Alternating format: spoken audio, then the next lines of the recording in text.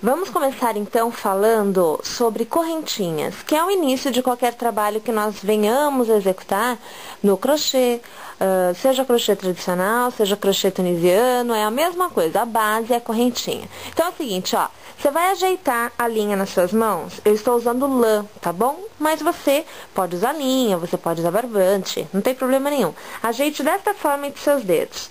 Passa por dentro e aqui você segura. É aqui que você começa a trabalhar. Ok? Olha lá, a gente ajeita, se sente bem. Tá vendo? Passa a agulha aqui, ó. Tá vendo aqui? Você vai passar a agulha, olha como é que ela está. E você vai dar um nó na agulha, só dá uma volta. Ó, eu dei uma volta inteira. Viu só? Aqui eu tenho um nozinho, ok? O que você vai fazer agora?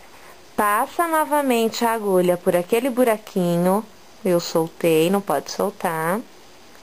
Passa a agulha novamente por aquele buraquinho. Segura bem pertinho do nó, ó. Consegue ver bem pertinho do nó? Ok.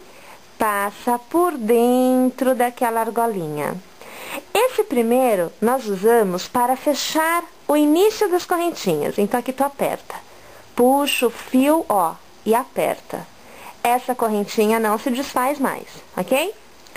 Passa por debaixo do fio e traz o teu fio para fora daquele arquinho. Você acabou de fazer uma correntinha. Novamente, ó.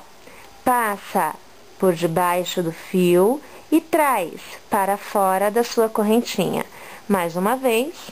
Passou e trouxe. Viu aqui? Outra vez. Passou e trouxe.